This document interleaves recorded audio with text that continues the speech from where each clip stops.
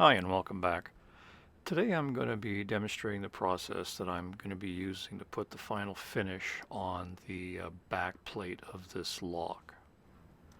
This is the back plate as it stands right now, and the finish that I'm looking for is covering about 85% of the plate.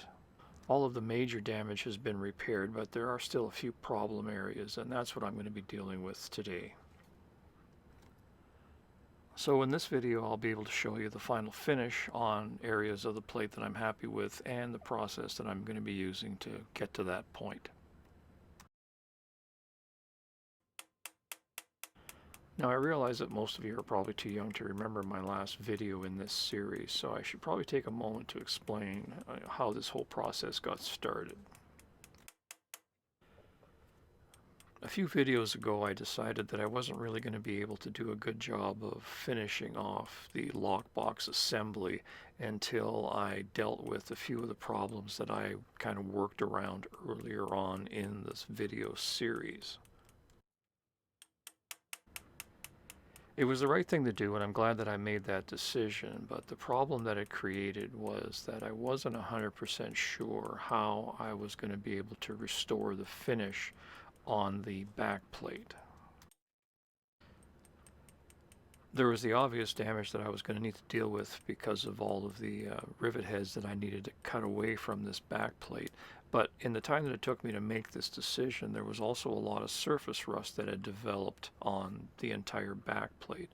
So regardless of what I was doing, I was going to need to figure out a process that I could use to restore the finish on a piece that was fully assembled. So I began experimenting with a few ideas, and at first the results seemed promising, but even though I was solving one problem, I was actually creating a problem in other areas. And that problem was actually going to be more time consuming to deal with than the initial problem that I was going to have of trying to clean up the area around the rivets. Here I'm using a fairly aggressive scraper to remove a lot of the material around the rivet that I was just chiseling on a moment ago. It was the right tool to use for the job because I had to remove a lot of material quickly and to level the surface, and this did a great job of that. However, the corners of this scraper were very sharp, and anytime I applied any pressure that was not quite flat, it created huge scratches into the surface of the metal. It wasn't a problem here because I needed to, do a lot of major work in this one area anyway. However, I continued to use this chisel over the entire surface of the back plate because I thought it was doing a pretty good job of leveling out the surface. And those are the scratches that I now have to deal with. This is a close-up of the surface of the lock, and this is a view from, as if the lock was basically 2 inches in front of your eyes. The overall surface looks good. I mean, you can still see problems, but just glancing at it, the surface is very, very acceptable. This was photographed in a very even light, and the scratches that I'm referring to aren't really visible. Some of the deeper ones are, but you can't see the dozens of smaller scratches that are running through this whole area. This is a closer view of the same area, and as I move the light around, you can see how these deep scratches are just highlighted. And these scratches were all done at the very beginning when I thought I was evening out the surface. I was actually gouging the surface, and to repair this, I have to do a lot of work now because I now have to remove basically a whole layer across the entire surface to get to the bottom of these scratches. If I had stopped using this tool when I was done around each rivet hole, I would have had to repair this damage around the rivet holes only, and the rest of the plate would have been a fairly easy job to fix.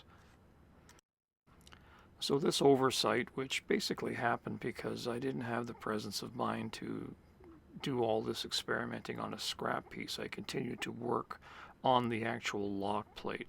So instead of having a 2-inch square sample that I screwed up, I now have the whole lock plate that I have to redo, so it's basically created hours and hours of work uh, just because I didn't start working on a test piece instead of the actual lock. So once I realized that I was going to need a totally different tool to finish the plate, I began experimenting with a lot of different designs and angles and grinds on the end of scrapers to get the finish that I was looking for. And I finally settled on this hooked scraper. It has the cutting surface, which is right on the bottom, and it's curved so that it can fit around all the mechanism. After working with a few variations of the initial design, I finally settled on this two-headed version. It has a wider head and a longer handle because I found that with the first scraper that I made, I was constantly scraping my knuckles up against the lock mechanism. So this solves that problem. And the head also has a narrow and a wide scraper. So this one tool will fit just about everywhere on the lock plate. The cutting edge for this tool has a very peculiar grind. The bottom edge of the tool is ground 90 degrees to the sides, and the actual cutting edge is the corner of a 130-degree angle at the front edge of the tool. I made the scraper with the same spring steel that I use for everything else. I heated it up, quenched it in oil, and I did not draw any temper. I just left it hard, and it's been working out great. This is an extreme close-up of the surface of the plate. The scratch is right in the middle, and as I start using the tool, you're going to start seeing the dust forming on the left-hand side of the picture. Just to give you a little perspective, this scratch was probably made in a split second from using the wrong tool at the wrong time. Now, to correct the problem, I have to use something that's far less aggressive, but I'm probably going to spend the better part of a minute to a minute and a half trying to remove all of the scratches that are found in this one little area. The nice thing about this scraper is that you can vary the intensity of the cut. Here I'm trying to remove, the maximum amount of material that this scraper can remove. So I have the head tilted forward out of vertical about 10 or 15 degrees. As I tilt the head back towards vertical, it starts taking a finer and finer cut. So you can use one tool to repair a problem area and then bring that area to almost a mirror finish. Here I'm a little further along, and you can see how the scratches basically disappeared from the surface of the plate.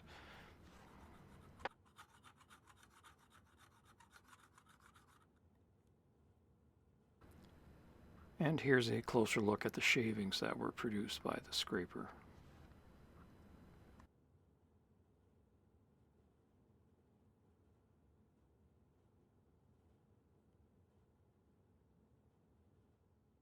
And finally, here's another look at the area on the backplate that I've been working on.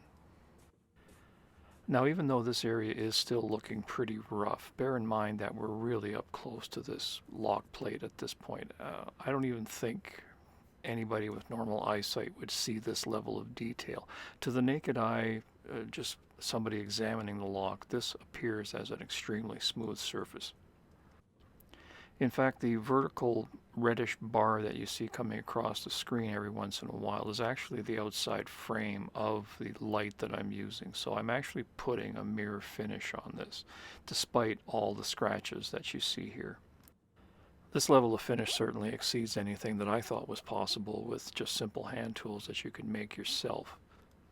And I haven't really spent that much time on the finished surface. I spent a lot of time screwing up the surface, but from the time that I was able to really figure out what I was doing wrong, there really wasn't a lot of time spent on, what you're seeing here now. So even though this detour took a lot longer than I ever thought it would, from here I can go back to reassembling the actual lock box. I'm not going to bore you with videos that cover a lot of the same processes that I've already covered in earlier videos. I'm just going to be concentrating on the changes that I'm making and the new elements that I'm going to be adding.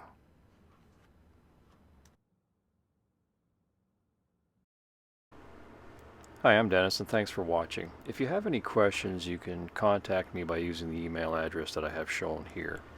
If you like the channel and the work that I'm doing, please consider becoming a patron.